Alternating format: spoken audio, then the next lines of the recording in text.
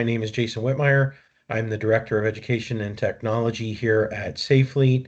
And today for Rig Recon University, we are going to get into sizing of foam systems.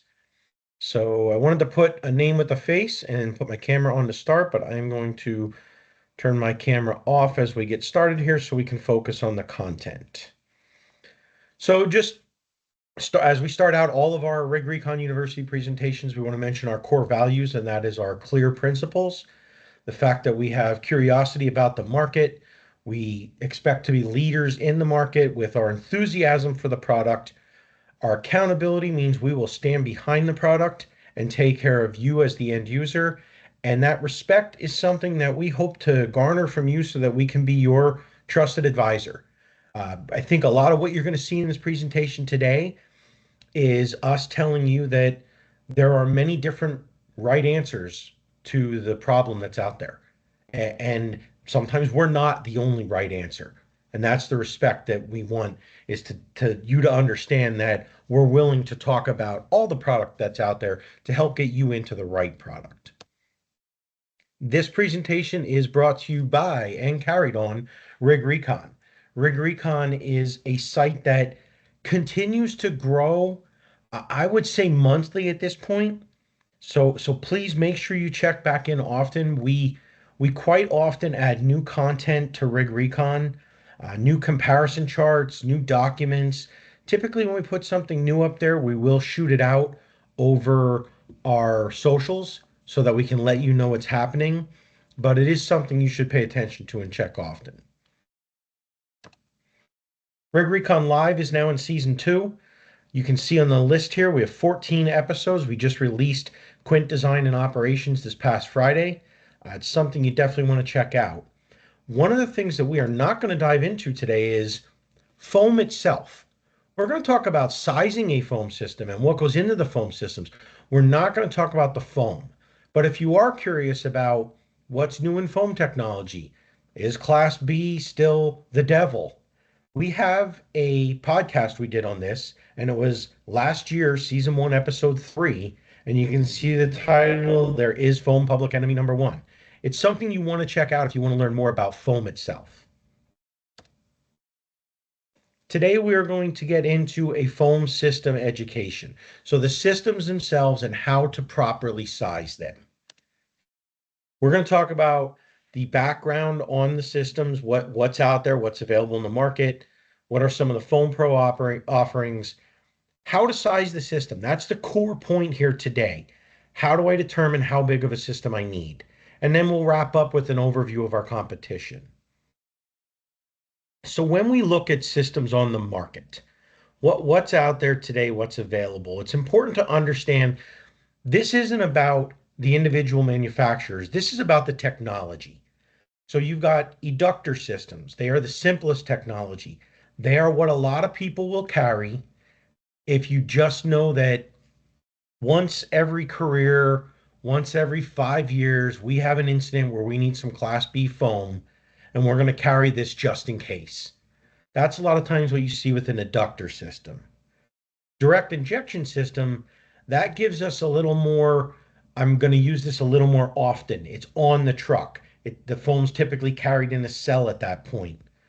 And around the pump system, typically was used a little more in industrial because it's an all or nothing, but it does exist. It is pretty simple to operate, and we're going to get into the details of the around the pump and how they work.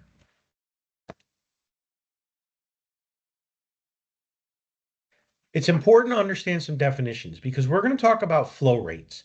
We're going to talk about flow rates of foam concentrate. We're going to talk about flow rates of foam solution. So it's critical that you understand the difference between the two. Foam concentrate is what is in the container or the cell, or it's often referred to as raw foam. So this is the full foam concentrate. It's in that container that you're carrying on your rig. It's in that foam cell. It's not been mixed with water. It's not been aerated. That is what our foam pump is going to physically move. So when we talk about foam pump sizing, we're talking about how much concentrate can I move. Foam solution is after the injection point. So my foam pump has physically pumped this sometimes thick foam into the waterway, and now I've mixed it with water. So now that's where we're going to start talking about application rates, and after your 3 or your 6% mix, how much can you create? That's your foam solution. And then finished foam, it's really not that different than foam solution. It's not like I can create more finished foam than I can foam solution. It's just that finished foam is after we've aerated the foam. And not all foam gets aerated. A lot of times a class A won't get aerated. It just comes out. It's still going to get some aeration as it breaks up coming through the nozzle. But finished foam is what comes out the other end of the nozzle, whether I've aerated it or not. When we start talking here about the systems themselves, and we start comparing systems to each other, it's important to make sure we're comparing apples to apples. You don't want to look at one person's system and go, oh, he can move 12 gallons per minute of foam concentrate, but this guy can produce 300 gallons per minute at 3%. Those are two different things. So it's important to know what you're comparing. We're going to look at foam pump sizes. We're going to look at the controllers. So is it a manual controller? Is it a digital controller? Then we're going to talk about the system limitations. Let's start with the simple one, the eductor. There are two different types of eductor.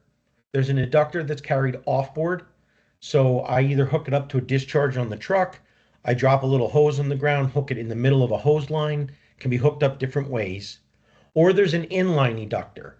That's typically installed in the plumbing, and it's commonly referred to as a bypass eductor.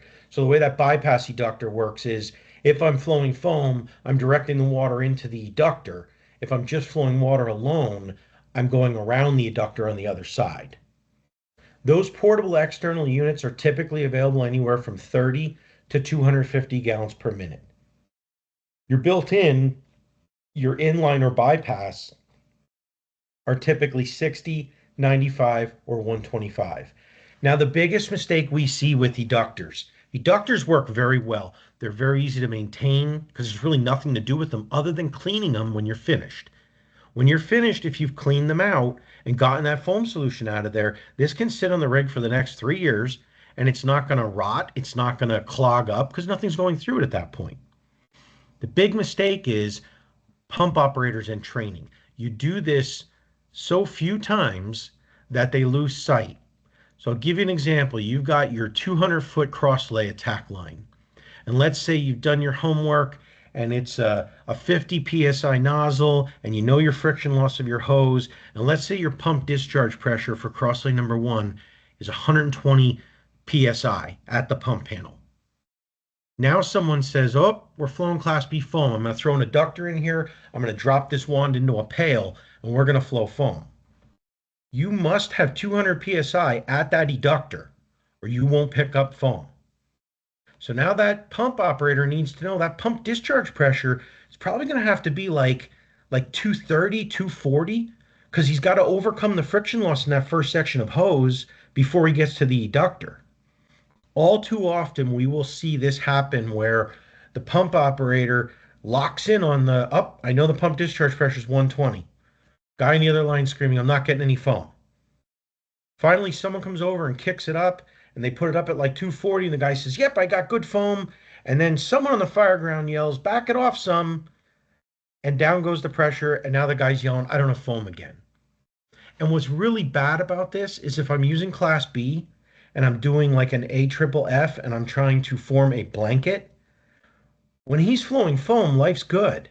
When you switch him to all water and he loses that foam pickup, now he's plunging water into that vapor barrier he created, and he just destroyed all the work he did. It's also something you got to consider if you're switching pails. Carrying pails is great because the foam doesn't age in a pail until you open it up and expose it to air. But having multiple pails sitting on the ground and stabbing that wand from pail to pail, you're going to break up the stream and go to water at some point when you do that. So if you are going to do that type of operation, it's better to have some type of a container, like a 5-gallon bucket that you sit on the ground, and you put the wand in that and you keep pouring foam into the bucket. That way you never lose your foam flow. Direct injection systems. There are two types of direct injection systems. The first one is electric. Typically, they're going to go up to about 5 gallons per minute of flow of concentrate. You are going to see some in a chart later that are bigger than that, but when you see that, I want you to pay attention to the amp draw. Amp draw is critical on your rig. With direct injection, I can give multiple discharges foam. Now, what's important to note is on 99% of the direct injection systems out there, when I give foam to a discharge, any discharge that's foam capable is getting that foam. If crosslay 1, 2, and 3 are all foam capable, it's not like I can say, hey, I want foam on crosslay 1, but I want water on crosslay 2. When it's on, they're all getting it. When it's off, none of them are getting it. The thing we're going to come back to a lot here is that last bullet. The flow meter is the choke point. Over and over, we're going to talk about that. And that bullet on cannot change percentage. What that means is I can change percentage, but I'm changing percentage for everything. So it's not like I could say crosslay 1's an attack line, and I'm going to run that at 0.5%. And crosslay 2's doing overhaul, and I'm going to run that at 0.2%. And crosslay 3's doing exposure protection, so I want to run that at 1%. You can't do that. It's whatever you're set to, they're all getting the same percentage. The only difference between a direct injection electric and hydraulic is the hydraulic can do a bigger foam concentrate. The pump can move more fluid. So these go up to about 12 gallons per minute of concentrate. You know, the next bullet says it's a more complicated installation operation. It is definitely a more complicated installation because I've now got a hydraulic cooler, I've got a hydraulic reservoir. It's not necessarily a more complicated operation. I'm still just turning the system on and off. When you get into these higher end hydraulic systems, you can get a multi-point operation. So the whole example I just gave of I want different percentages or I want foam on crosslay 1 and not crosslay 2. When you do multi-point, you can do that and control that. And the last one is you're around the pump. Around the pump is very simple, very easy to operate. The key is the entire pump is getting foam. So when I'm running an around the pump system, when I turn foam on, foam is going everywhere. When I say everywhere, if I turn the around the pump on and I decide I want to top my water tank off, I'm sending foam solution to my water tank. If I'm feeding another rig, I'm sending foam solution to that other rig. So it is all or nothing. The other thing with an around the pump is it works like an eductor, which means I need a certain pressure on the eductor to pull it.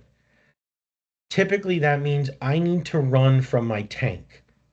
I can't necessarily run from a pressurized hydrant because that pressurized source is going to bypass the eductor and never educt foam. Talk to you really quick about the next generation of foam system. So from Safely, we've got our FRC Turbo Foam, which has some really cool features. And then we've got our Foam Pro system, which has been a standard in the industry for a long time and has some really cool features. Those are going to go away. We're not going to have two different systems anymore. Coming next year, we're going to have one system. We're going to market it under Foam Pro, but it's going to take the best of Turbo Foam and the best of Foam Pro and bring them together in one new system. And what's going to be awesome about this new system, if you know anything about foam, the biggest problem with these direct injection systems has always been priming the pump. Priming is going to be automatic. So make sure you check us out at FDIC next year, where we will debut this new foam system. Now let's get into the sizing. When we talk about sizing, the first thing is we're going to define the minimum requirements of the system. So what are you trying to do? What's the problem we're trying to solve? Second thing is comprehend the capabilities of your application hardware. What that means is, what can my nozzle flow? What can my deck gun flow? And then the last thing is the system itself. What are the limits of the system? Let's talk about sizing the system. So let's start out by taking a look at this picture. If you think your Class A pumper with a 30-gallon foam cell can put this fire out, you're sorely mistaken.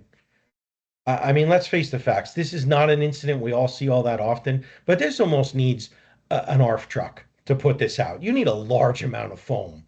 You put a 30-gallon foam cell and you spray at this, this is going to laugh right at you. So we need to look at what are the type of incidents we're trying to handle. Are we trying to put out the once in a career fire? Are we trying to put out a home heating fuel tank that broke while we were in a structure fire, and now we've got a puddle of home heating fuel on the floor? A saddle tank on a truck, which is an example we're going to give you here on this slide. You got to manage those expectations.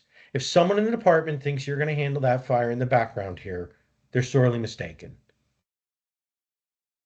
So let's look at a training scenario. And this is taken directly from Firehouse Magazine. It was an article written, I think it was 2017, so it's several years old now.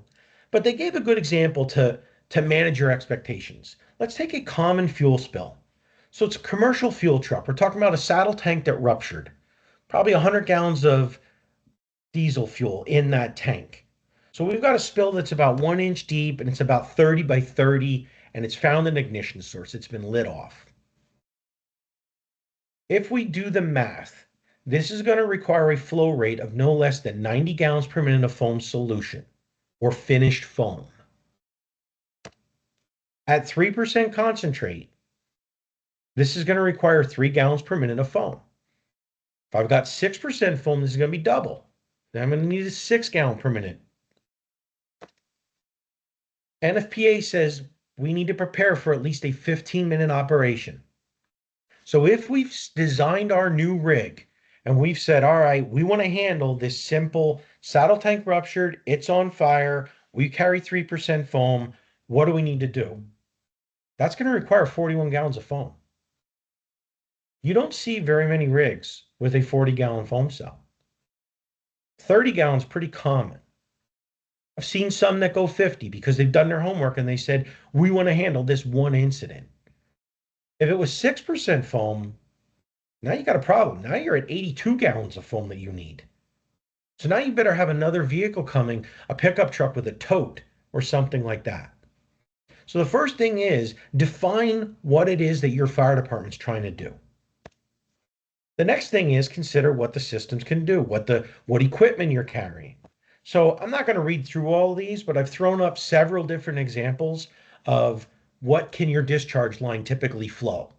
So something like, and you know what I just see, I apologize, I have a typo in there. That's a Ram XD, not a Rax XD. But your Ram XD is going to flow about 500 gallons per minute.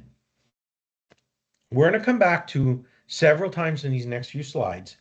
How many lines do you want flowing simultaneously? And how many total lines are foam capable? It's very important that you realize those are two different things.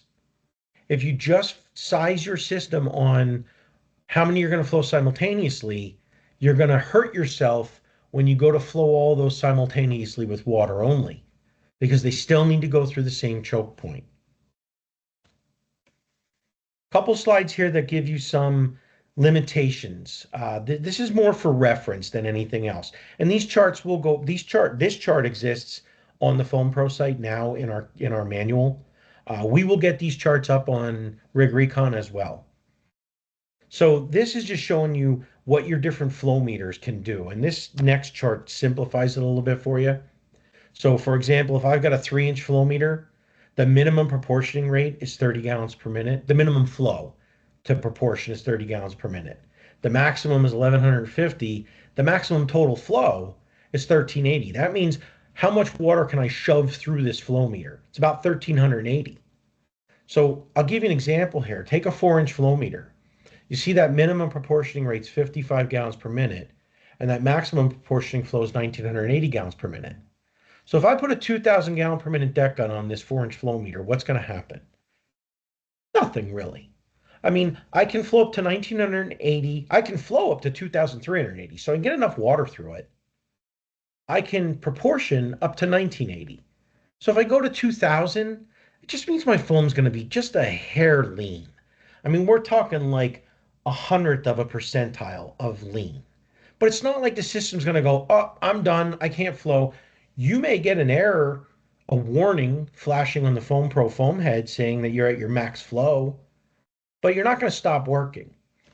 The more critical one is this minimum flow rate. Let me see if I can pull up my laser pointer here for you.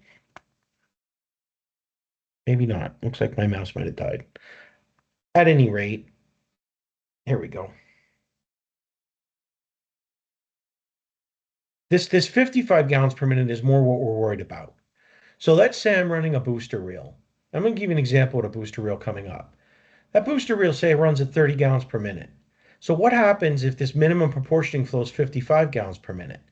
Up here, if we exceeded this, we get lean. Down here, we're not going to be lean. That means that if that flow meter is not spinning at least 55 gallons per minute, it's not telling the foam system that water's moving. Therefore, it's not going to inject anything. So now that booster reel is never going to get foam because we're not spinning the flow meter fast enough.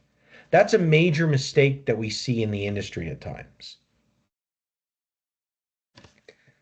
Told you these two questions are very critical, and we're going to come back to them several times. How many lines do you want flowing simultaneously? How many total lines are foam capable? I want you to keep that in your head as we go through these next few scenario slides. So what we're going to try and do in these next few slides is give you some examples of how this system lays out. So here's our fire pump, and we've done our design, and we've got our foam manifold. We've got 4 crosslays or 3 crosslays in a rapid attack line. And then we've got our water manifold. Our flow meter, that's our choke point. So everything going to this foam manifold has to go through here, whether they're flowing foam or not. If I do the math, this adds up to 1,000 gallons per minute. I'm going to pull our chart up here, and we're going to look and say, okay, what size flow meter do we need to handle this? Well, 3-inch flow meter can flow anywhere from 30 to 1,150 gallons per minute. We'll fall right in that range. All of our lines are over 30 gallons per minute. Altogether, they're under 1,150 gallons per minute. Life's good. Our maximum operating range is all the way up to 1,380 gallons per minute. Even if we're only flowing water, we're still good here. This is a good setup. Now we go to a setup where someone wants to have that once a decade fire. So they say, let's put that big boy 4-inch deck gun, 2,000 gallons per minute. Let's flow foam to that. Well, first of all, if I'm flowing 3 or 6%, that's unrealistic. But even if I'm trying to flow class A at 0.5%, I can do that. I can make foam on this deck gun. But let's take a look at what happens here. We're now at 2,500 gallons per minute overall, if all of these were running at once. Now, this customer has told us, guys, I don't ever want to run them all at once. I'm either going to run the deck gun or I'm going to run the crosslays. I'm never going to run them all at once in a foam situation. Okay. Pull up my flow meter, 4 inches. My minimum proportioning is 55 gallons per minute. They're all above that. My maximum is 1980. Yeah, the deck gun alone is a hair over that. We're not going to argue over 20 gallons per minute. We're going to be fine. The kicker is going to be, what if I've got that fire where everything needs to flow and I'm not flowing foam? I can only shove 2,380 gallons per minute through here. If I turn all of these on, I want 2,500 gallons per minute. I can't get there. I can't physically shove that much water through this flow meter. That's my choke point. Now, what are the odds that I'm going to flow all 4 of these at once on a fire? Probably pretty minor, as long as the customer understands that and realizes that this is a possibility that you're going to hit a max flow. Talked about the 2,000 gallons per minute. It slightly exceeds this. It's not going to blow our system up. But our 2,500 gallons per minute is going to exceed this. Again, it's not going to blow it up. It's just you're never going to get to that flow. Our third example, we got a little more realistic. We backed off to a 1,250 gallon per minute monitor, very typical monitor on top of a pumper. We got 2 crosslays, but we added that booster line. We want to do the booster line for overhaul, just to wet down and coat something in foam. That adds up to 1,655 gallons per minute. That puts us back into our 4-inch flow meter. Our 30 gallons per minute does not exceed the 55 that we start at. Odds are, when you hit on this foam system, if you're flowing that booster line alone, you're not going to get foam into the system. And you're going to think your system failed. There are ways around it. Don't ever run the booster line without running the 1.5 inch cross lay. If I run them both, now I'm at 155 gallons per minute. Now I'm going to make foam.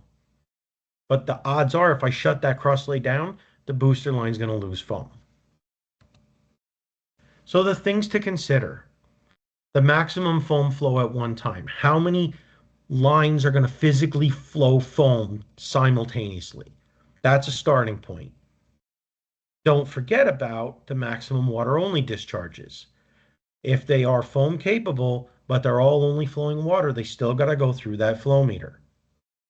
Keep the minimum foam flow in mind. There is a minimum depending on your size of your eductor or your injection system, your flow meter. Can I draft? So it's important to look at my system and where my cell is installed. Not all foam systems can pick up. Most of them want to be gravity fed. They want the foam to come from above down to the pump. The foam strainer. If you don't have a foam strainer, you have a problem. Every foam system needs to have a foam strainer installed. We've heard some issues in the field where someone said, well, our foam pump got chewed up. And we said, well, is there anything in your strainer? And they said, we don't have a strainer. That's a problem. You need a foam strainer installed in line. And then the flush calibrate control valve. So with this new system coming out next year, that last bullet will not be such a big issue. But right now, today, if you get air in the system and you need to get air out, the foam pump can't physically move air. So you need to get at that flush calibrate control valve to bleed the air off and get foam flowing. We've seen people bury this valve up inside the pump house where you can't get at it. There's a couple charts here. I'm not going to go in depth on each one of these charts. These are for reference. They will be on the website. They're in this webinar that's recorded. So this just shows you, based on the system, on what percentage you're flowing and on what foam concentrate you want to move, what that pump will move. So for example, if I'm flowing 0.5% of class A and I've got the 2.5 gallon per minute pump, I can make 500 gallons per minute of foam solution or finished foam. These are the numbers you really want to pay attention to. Even that big 5 gallon per minute at an electric direct injection can only make 167 gallons per minute of finished foam at 3%. This goes through the different systems that FRC and Foam Pro offer. It shows you the pump size and then how much finished foam you can make. We also give you the formulas down here so you can calculate it out on your own if you need to. This chart is the same thing for and around the pump system. Around the pumps can do a lot more foam. So you can make a lot more. So if I'm at that 6%, I can make 500 gallons per minute of finished foam. You just got to keep in mind it's going to everything. To wrap up here, we're going to talk about our competition, what's out there on the market, how they compare to each other. There's a couple charts that you have available to you. So this chart shows the different systems on the market, how they operate, 12 volt, 24 volt, or hydraulic. Keep in mind those 24 volts, that's not a very popular voltage on a US made fire apparatus. So if you're doing that, you're going to need some special power to do that. And it shows how many gallons per minute. When we talk gallons per minute here, we're talking foam concentrate. How much concentrate can we move? This one goes a little more in depth on all of the popular systems on the market. So FP are Foam Pro systems.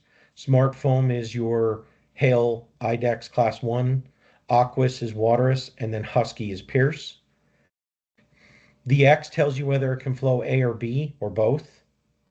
What proportioning rates can you do? How big is the foam pump? Your controls are either manual, which is dial, or digital. Is the system electric or hydraulic? And I mentioned that there is one bigger than 5 gallons per minute in electric, but keep in mind that's a 90 amp draw. That's a massive draw in your electrical system. And then we gave you the average number of pre-connects. So if you've got a 1600 system from Foam Pro, you really should only be using about 2 pre-connects on that. You're not going to get much more out of that. Sorry about that. So our competition, Class 1, Hale, IDEX, all the same company now. Smart Foam is what they market their foam systems under. Their systems are about the same as what you can get from an FRC or a turbofoam, 1.7, a 2.1, 3.3, 5.0. That's gallons per minute of foam concentrate. They do have a 6.5, which has that 90 amp draw. And the 13 is truly just two 6.5s married together. So now you're talking a massive draw. Very similar features and controls on the Class 1 versus the FRC. They do have 6 different presets that you can do. So typically on a Foam Pro system, you're just going to dial in, you're going to hit a button and change the percentage. Class 1 has made it a little easier where you can say, all right, button 1 is for overhaul, button 2 is for attack, button 3 is for exposure. It cannot tie into the tank level gauge. One of the things that we can do with our FRC turbo foam system is we can tie into the tank level gauge, and we can actually give you a readout that says, here's how many minutes of foam you have left. Based on your current application rate, here's how long you can flow yet. Their proportioning goes anywhere from 0.1% to 10%. That's important because some of the newer foams coming out may proportion higher than 6. They have a 2-year warranty. History has shown us that they had a lot of problems with their foam head going back over time, but the new system, the smart foam system, has eliminated some of those problems. The Pierce Husky 3 is going to be the equivalent to the Foam Pro 2000 series. That's an electric over hydraulic system. It's a single point direct injection. It's a 3 gallon per minute foam pump. So the Foam Pro 2001 is just a little less at 2.6. The Foam Pro 2002, sorry, I see another typo there, 2002, not a 2022, is 5 gallons per minute, so it's a little higher. They proportion anywhere from 0.1 to 0.9 and then 1 and 3. So they don't go all the way. We go from 0.1 to 10 on the Foam Pro system. With the Husky, you're going to pick anywhere from 0.1 to 0.9 in 0.1 increments, but then 1 and 3. They do an auxiliary pickup. That can be done automatically through the Husky, so they can pick up off board. To do that with an L card, you're going to want to add, or to do that with an FRC, you're going to add the L card foam supply kit. And they can refill the foam cell automatically from their system. To do that with Foam Pro, you're going to add our Foam Pro remote refill system. The Husky 12 is a hydraulic driven system, very similar to the Foam Pro 3012. It's a single point direct injection, 12 gallon per minute foam pump, same as the 3012. Proportions anywhere from 0.1 to 9.9. I don't think we'll argue over that 0.1% difference between what the Foam Pro can do and what the Husky can do. Again, the Husky can do an offboard pickup. You would have to add an L-card foam supply kit to do that with the Foam Pro system. And the Husky can refill its own foam cell. You'll have to add a Foam Pro remote refill system. That, by the way, will change with the new system coming out next year at FDIC. The Waterous Aqua system is our last system. Foam pump sizes 1.53 and 6.0. Very similar control screen to the Foam Pro, so very similar look and feel to it. 2-year warranty. Again, they can't tie into the gauge and give you estimated time remaining. They also go from 1 to 1.0 in 0.1 increments, and then 3 or 6%. If we go back several years, Waterous had a conductivity system that was it was an interesting concept. It looked at the conductivity of the water at one point, and then at the conductivity of the water at a second point after they injected the foam. And the theory is the conductivity of the water changed based on how much foam you injected. So you could be more accurate with your foam injection than you could with a paddle wheel, and less chance of failure. Unfortunately, it didn't work out, and they have discontinued that system.